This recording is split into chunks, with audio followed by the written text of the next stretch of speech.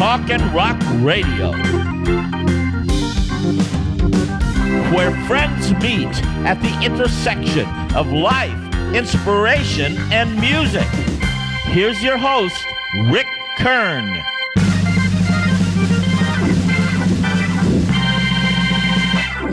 Hi, everyone.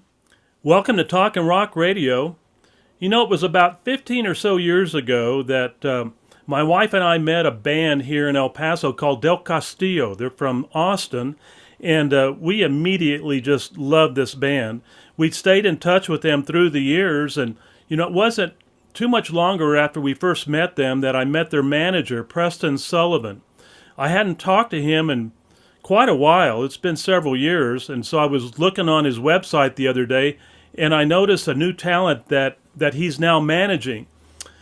The next day, I called Preston and I said, this young lady that you're working with now, man, she is incredible. I said, can you connect me up with her to do an episode on my show? That afternoon, I got a phone call from this young lady. She lives in Nashville, and it's been about a week and a half now, and I am glad to say, welcome from Nashville, Tennessee, Stephanie Urbina Jones. Hi, Stephanie. Welcome to our show today. How are things in the great city of Nashville? It is a beautiful day here. It is spring is on its way, and we live here on the river outside of Nashville, and it's a beautiful day. That's great. Well, let's jump right into this. You know, I'm going to first say that, you know, we all know what it's like to dream, but what comes to mind when I say the words to you, the power of a dream? The power of a dream can change matter, move mountains. I had a dream when I was 4 years old.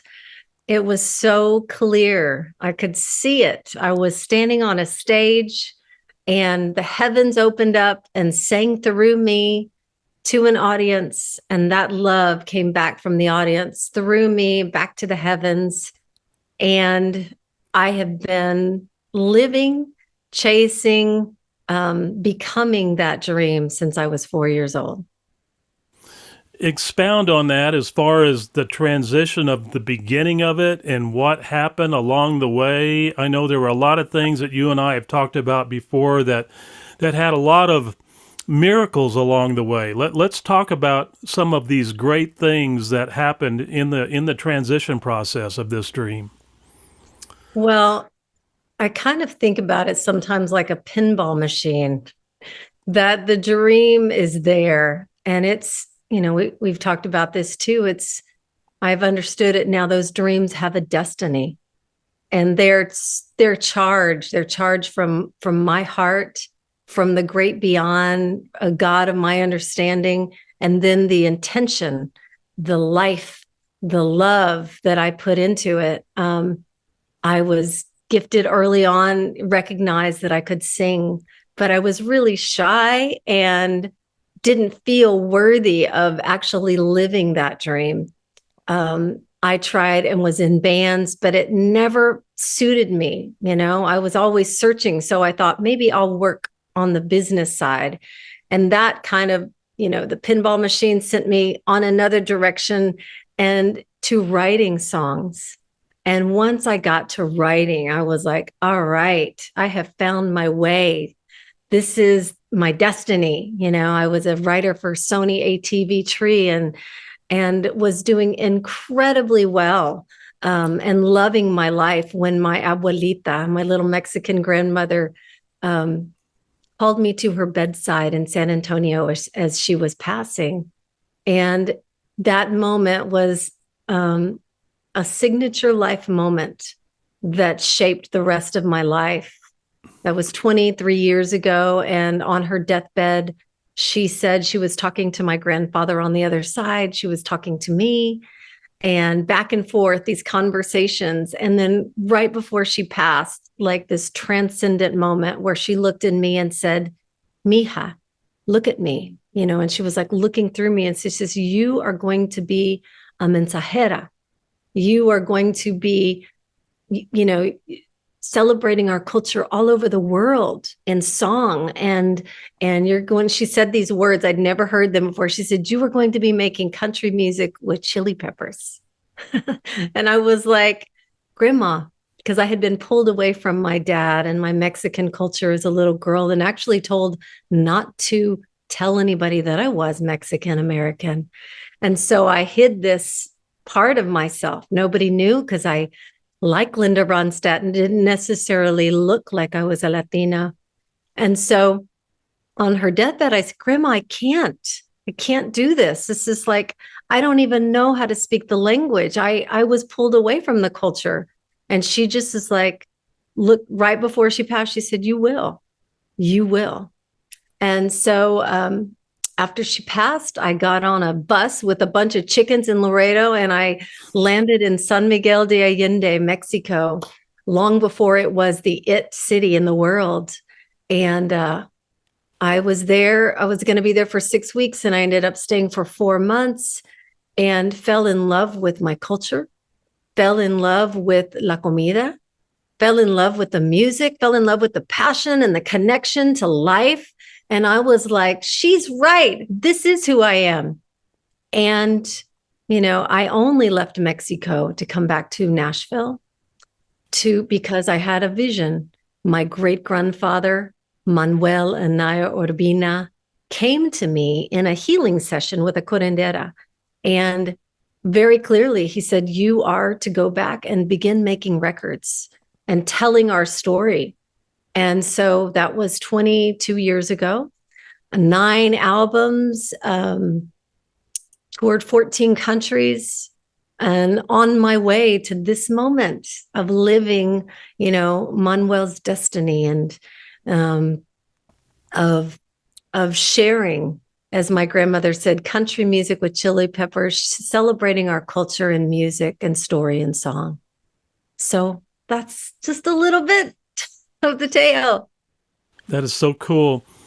I want to hear the story or the formation of the Stephanie Urbina Jones, and the formation of the Honky Tonk Mariachi. How did that come to you, and how did that proliferate into becoming what it is today, which is so fantastic? But tell us that story a little bit. Thank you. Well, again, a meant to be kind of thing. I was touring all over the world, and I would take my, acoustic guitar player, and then we'd use musicians in Italy and Germany and Switzerland.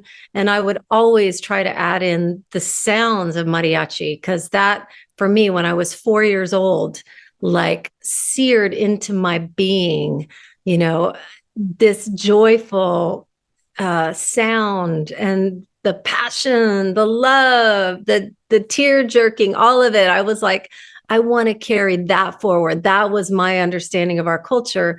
So I was trying to pepper it in, like my grandmother said. And the craziest thing, I was out in Alamogordo, New Mexico. I had been hired by La Luz radio station out there to come and play a theater. And I did what I often did. I got on Facebook and said, hey, are there any musicians that want to join me? And this percussion player popped on, and he said, hey, I can join you. Do you mind if I bring my dad? He's a mariachi. I was like, ding, ding, ding, ding, magic happening. Yes, bring him. And he's like, well, he's going to bring his friends. And they were mariachis. So we did what all musicians do. We sat around and we played songs that we all knew, which were country songs, classic country songs. And at the end of that night was so much fun. This cowboy comes up to me. This is true story. He says, my mother just died in San Diego, and she left me a small inheritance. And I have everything I've ever wanted. I have a woman that loves me. I'm a fireman, so I have a pension, I have a home, and I want to prosper this moment. I want to pay for you to make a record with these mariachis. And in Toledosa, New Mexico, my friends have a studio down the road. And I'm just like, again, like one of those moments, like you can just hear life happening. in that moment. And so, you know, we came back to Nashville, and 2 weeks later, I put some things up online. People gave us food, gas cards, food cards. We stayed on couches in Lubbock on the way out there, arrived. The radio station, La Luz, the light, put us up in a hotel with breakfast. The mariachis, families brought in food, and we sat around. These mariachis came from El Paso, Texas, and we made what became Honky Tonk Mariachi, using the guitarón, using the violin, or is it the fiddle, the trumpets, all of these instruments weaving in until we found the groove that wanted to be born through these cultures coming together, American country music and mariachi. And it was the dream. It was the dream. And then I will tell you, the music was made. We came back to Nashville, and I didn't know what to do with it, had no idea what to do with it. And so I called up my friend Manuel Cuevas, who is the designer to the stars. He's put Johnny Cash in black. He's Dolly, Loretta. He's decorated, styled them all. And he says, well, I know this mariachis here in Nashville. They're from Mexico. So he put me with them. And my publicist, Allison Auerbach, asked her client, Vince Gill, if we could do one song at the Time Jumpers at the 3rd and Lindsley, So it's me, Patterson, my guitar player, who co-produced that album with me, and these 6 mariachis from Mexico. We show up to do one song with the Time Jumpers and Vince Gill. That backstage was like, because nobody knows, like they think mariachis are like, in all the restaurants singing the cantina songs only, and they're backstage with the Grammy Award winning Time Jumpers. Everybody's like checking each other out. Like, wow, what's that? That's a banjo. That's a vihuela. That's it is so cool. And their outfits.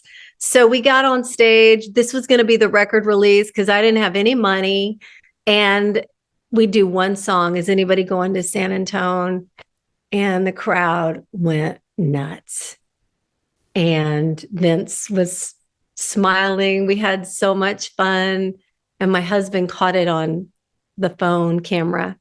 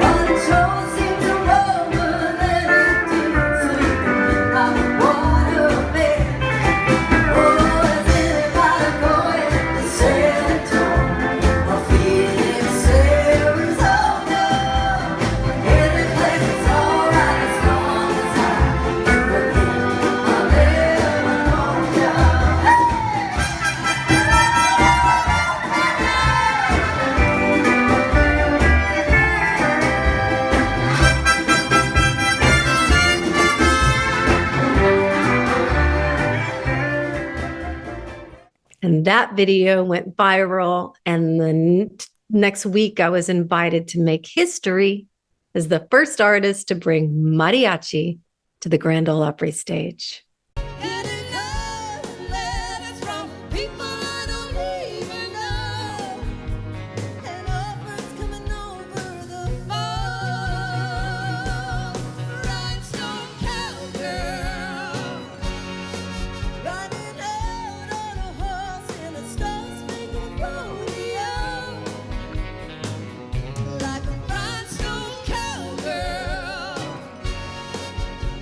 Cars and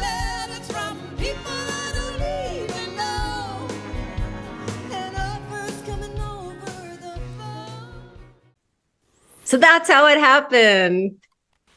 I want to ask you about Patterson Barrett. Was he a Nashville artist, or, because, I mean, he's such an integral part of your group. He sings well with you. He plays really well. Talk about him a little bit. He's been one of the greatest gifts of my life. It's going to make me tear up. John Inman, who was a legend guitar player in Texas, knew that I needed a guitar player.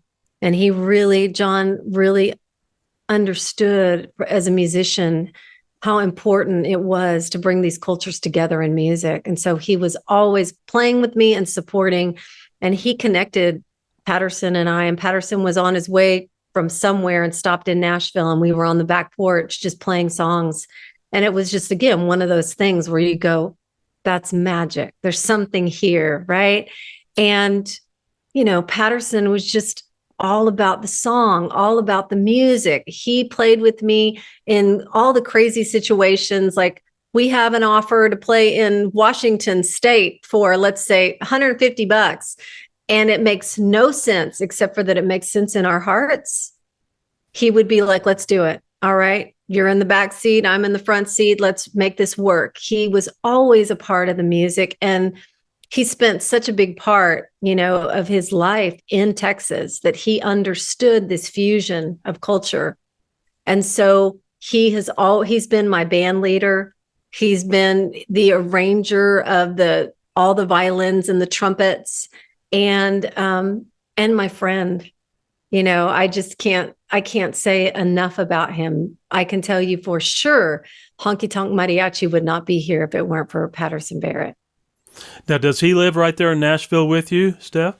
He lives all over. His wife and family are in Florida, but he has a place. He stays in Austin a lot. He'll come through here. I mean, he's an artist, and he follows the muse of music and the heart of the moment. He's taught me, one of the greatest gifts he taught me was how to enjoy the music, how to be in the moment with it, because things can always happen and go wrong, always.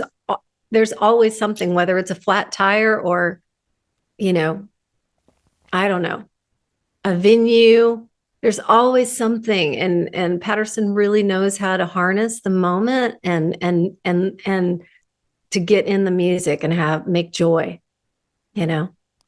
Every video that I've seen of you guys performing, I can see the chemistry between you two guys. It's very obvious, and that's why I wanted to hear more about him, because he is very special to you, and I pick up on that immediately when I watch your shows or your performances.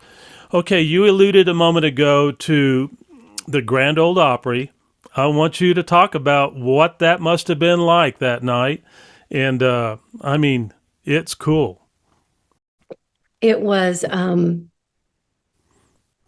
live here on the river in Nashville.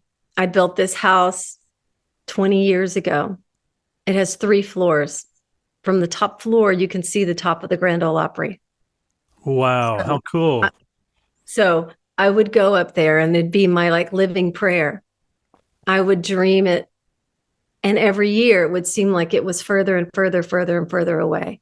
Right. So this ridiculously crazy road that took me to Alamogordo, El Paso, back here, Benskill, all that. So just showing up, and they have, it's like a place card that's right when you pull up into the Grand Ole Opry on your first night, sitting right there. It says reserved, Stephanie Urbina Jones, Grand Ole Opry debut, October 2nd, 2018. So that's where you're greeted, on that famous walkway that goes in, that Minnie Pearl is greeting you. And I just was, I don't know, it's hard to even talk about, because I carried that dream for so long, and it had been almost 20 years since my grandmother had passed. And it, again, seemed so impossible. And it was so beautiful, not just for me, but for the mariachis and for Hispanics and Latinos who don't normally haunt the halls of this institution to be so received and respected and now welcomed at least twice a year for the last 4 or 5 years. We've become a part of the tapestry there. And so that night I was standing, the mariachis, you know, the way they do it is you get there, you line up, they do your sound check, you run your song once, and that's it. And then here they put the mariachis out there and they make the announcements, and here you go. And I thought I was going to throw up. I just didn't know if I could do it, you know, and I was on the side of the stage, and I am a prayerful person. And so I asked the guy who was introducing me if he could pray with and over me. And he did. And it was just magic. It was a moment that will live forever in my heart and in the heart of my family. And I believe in the heart of so many people that I feel called to celebrate, you know, in our culture. And in the heart of all of us, and in the heart of those great musicians that you have that got to experience that night for the very first time. Many years before coming to Nashville, I was in San Antonio. She's a San Antonio native and my longtime friend, celebrating her Hispanic roots in country music and the first independent female artist to hit #1 on the Texas music chart. Please welcome back to the Opry Center Stage Spotlight, Stephanie Urbina Jones.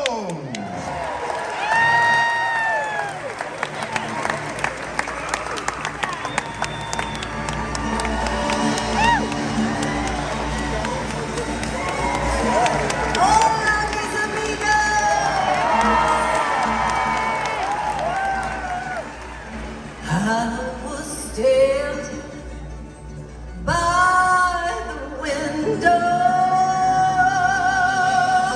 one call.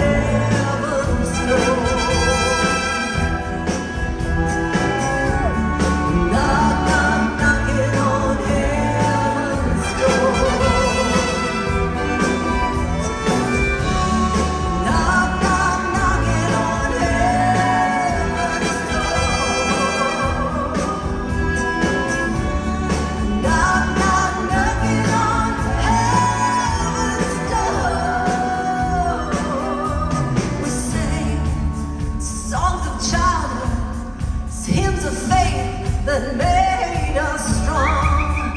Songs and other made melt totals. Hear the angels sing along. Oh, will the circle be unbroken by and by, oh, by and by?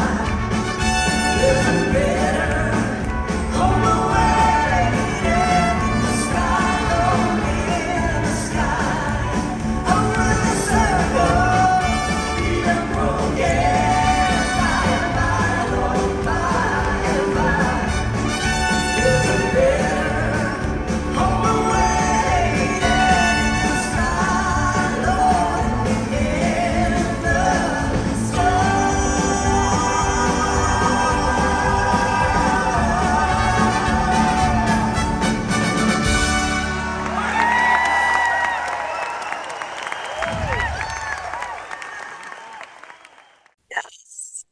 We have Albert Martinez is a trumpet player. He's a school teacher. He played on the album and this upcoming album, which I'm sure we'll talk about. And so he is coming on May the 4th to play with us.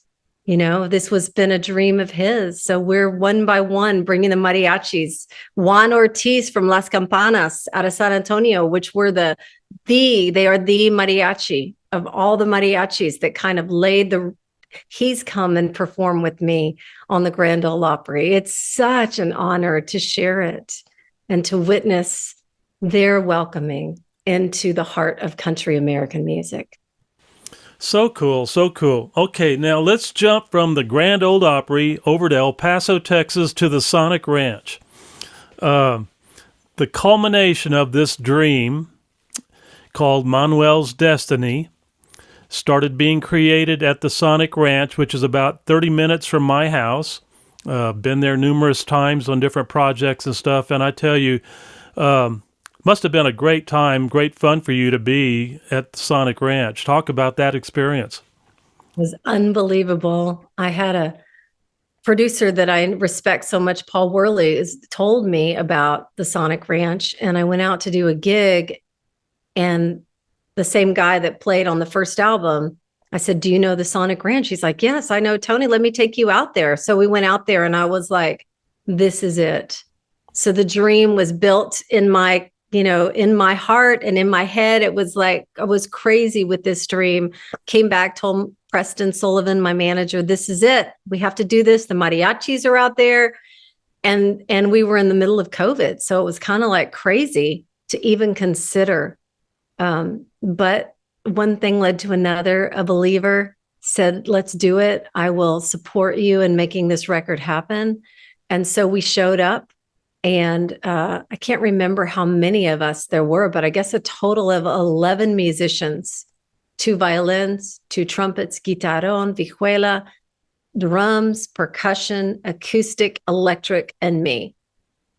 And again, just like we'd done in Tularosa, New Mexico, we all sat around for 2 days trying on these songs like they were dresses, like, what if we send it this way? What if we put it this way? Until we found, and we had, great musicians from El Paso that were the mariachis, like amazing. They're teachers and they play with the symphony and they play a mariachi. Mike Hernandez is the main leader of that mariachi group, and he's brilliant. And then Patterson. So it was like Mike Hernandez was the mariachi leader. Patterson Barrett was leading the Honky Tonk Musicians. Kevin Hall out of Austin, Texas, was my very first drummer I ever worked with. He came out. Laura Mordecai played percussion.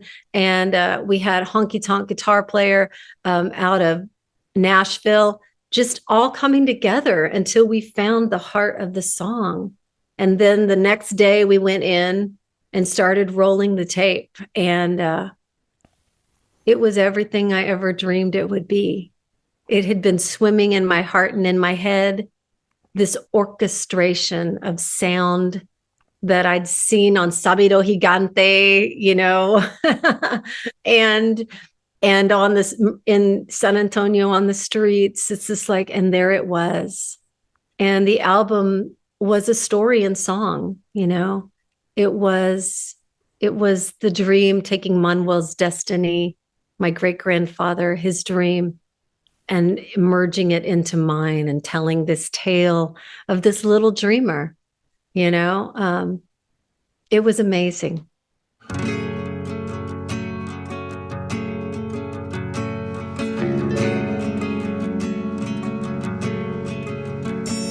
Generations ago, he came from Mexico to the promised land. One night in the dark, he followed his heart across the Rio Grande.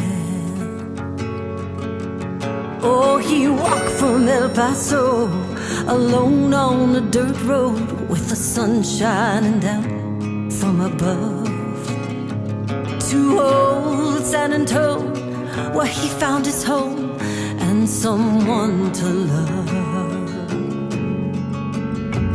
Through the doubt and the dust, from dawn to dusk, oh, he worked hard and he prayed. Every border he crossed brought him closer to God and the freedom he found someday. Like a bird in the sky with his heart open wide and the faith to fly. Like an unbridled horse on an uncharted course to a better life. With hope in his soul, his corazón made of gold, he believed he could do anything. Was the story they told when I left home at 20 years old. Manuel's destiny.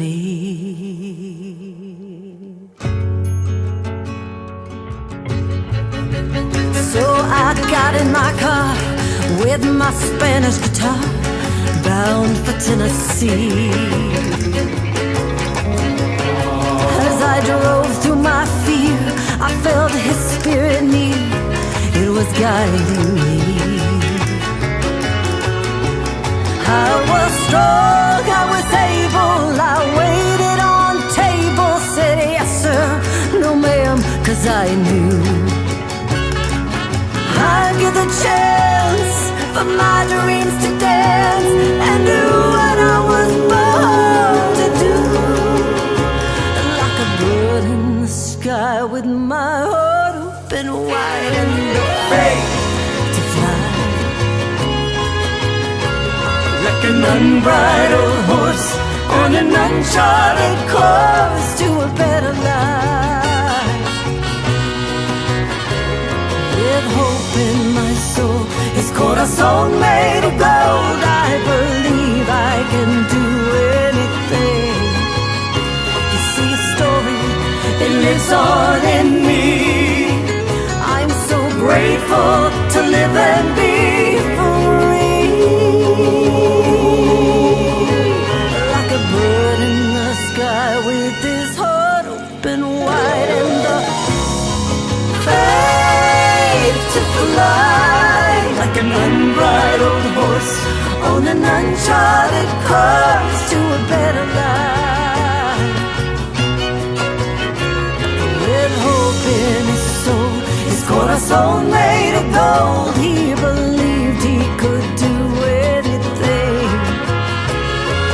That was the story they told when I left home at 20 years old.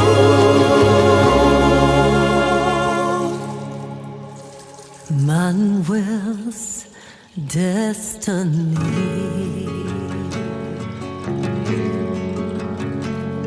Generations ago, he came from Mexico to the promised land.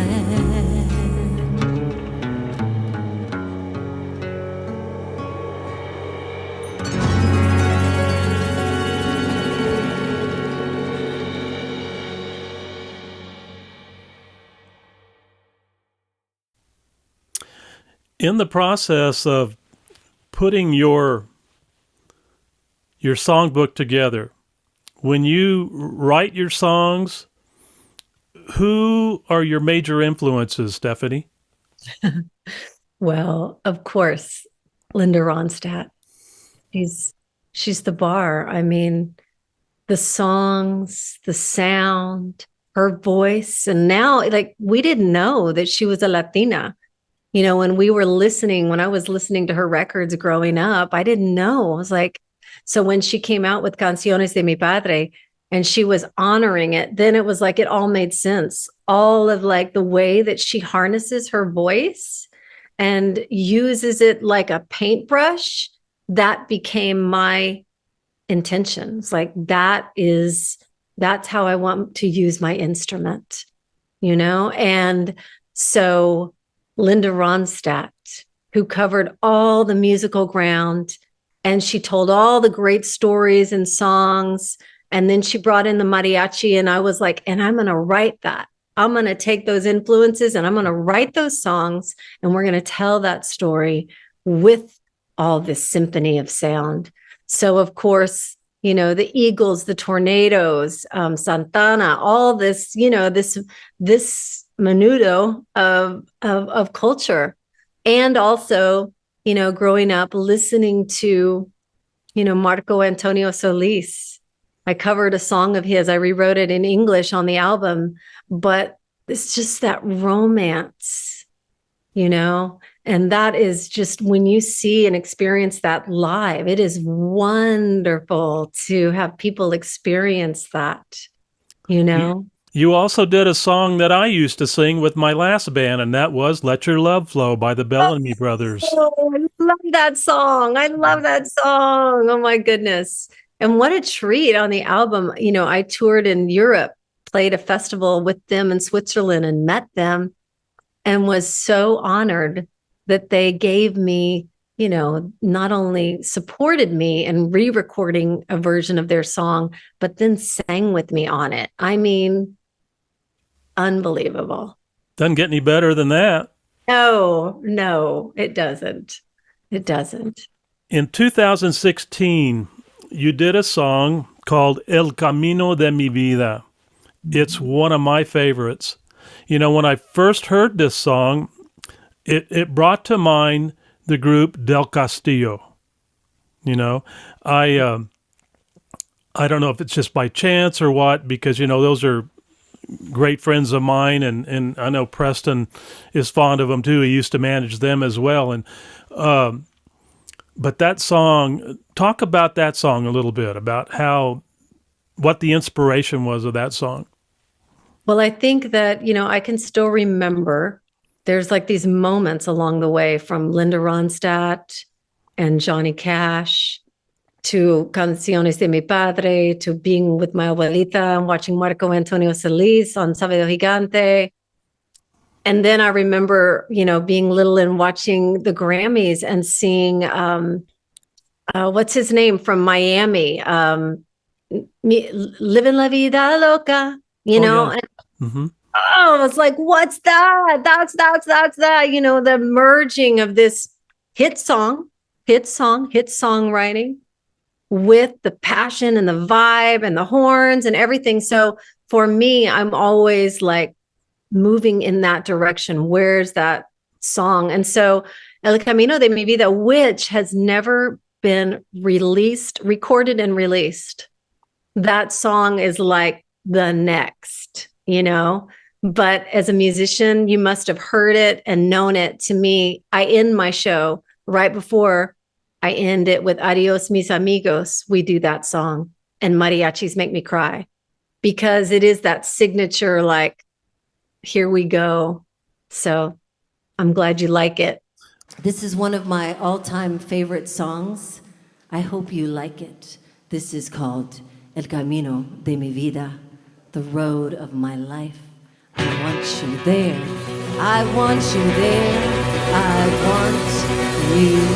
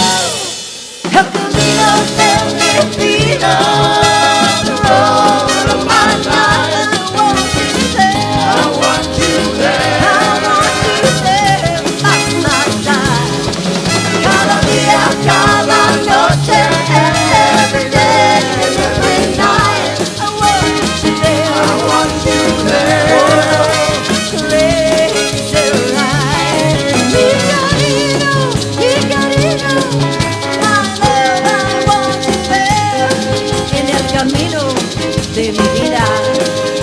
My love, I want you there. Gonna be on cada noche, every day and every night. I want you there, I want you there. Oh Lord, the crazy ride. I want you there, there, there. Oh Lord, crazy ride.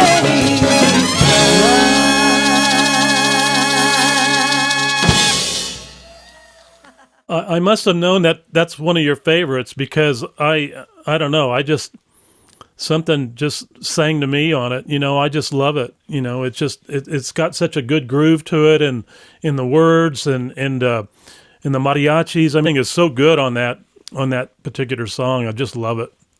Thank you. Thank you. Well, here's hoping that we get to record it next. There you go. I hope First so. single out. Yeah. That'll be Yeah. great. Well, speaking of recording, let's talk about what's going on. New projects, coming down the road. What's up? So this album, we had the honor and pleasure of recording Rhinestone Cowgirl also in Spanish, Joyas de Vaquera. And we've held that piece back. And because it's so special, I feel like it's the ultimate dream of my abuelita to take that. So we are, we're sitting with that. We're looking forward to seeing how we can bring that to the market. And we shot a video. We found this amazing, you find these amazing musicians and people, managers to work with. We found this amazing team down in San Miguel de Allende, Dephonics, and Hannah McCarthy, who was actually from Nashville. Amazing team of creators. And they filmed the video for Rhinestone Cowgirl with me and Wendy Moten. Joyas de Vaquera, Rhinestone Cowgirl in Spanish. We did a video for La Reina de los Angeles, the Queen of the Angels, which is amazing. And then we shot a video for the song that I did with Vince Gill called Falling Fearlessly. So we are now in the place, as an independent artist, of how do we deliver these magical pieces that we love to the world. So that's where our attention is right now. And as always, I am imagining the dream of the next record with El Camino de mi Vida. And I have a few other songs that are just, they all fit together as the next revolution. And I'm also working on a show with the Nashville Symphony, which kind of brings everything full circle back from my abuelita on her deathbed and the message that she said. And I was on a plane about 11 years ago, and I met the CEO of the Nashville Symphony, Alan Valentine, and we became friends. And you know how creators are. I knew someday there would be something here. And so he would invite me to see the Gypsy Kings or any great artist. And I saw Brandy Carlisle at with the Nashville Symphony. And I was like, my head almost exploded. I was like, I have to do that. I have to do that with the mariachi, with the symphony. And so we are going to create a show honoring the ancestors of country American music. Stephanie Urbina Jones and the Honky Tonk Mariachi, telling stories about these artists and their songs. So we're very excited about that. That is a dream that's, it's in creation. It's finding its way. Do you have a target date from release on that one, or is that too soon now? Well, we're looking at November, obviously, Dia de los Muertos of 2024. And so all those pieces coming together, we're talking to arrangers, and just all the things have to fit. And I understand that we, in order to be successful, and I feel so privileged to have met such a beautiful, powerful dreamer that understands this dream, the value of marrying these things together. And the Nashville Symphony is just right down the street from the Country Music Hall of Fame. Oh, cool. So so hopefully this November. I have to tell you, Stephanie, that this has been a real treat having you on here with me today.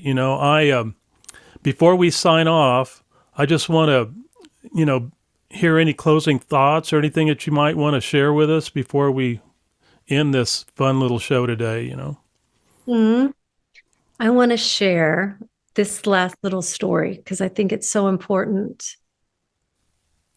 I have felt like I was not worthy many times.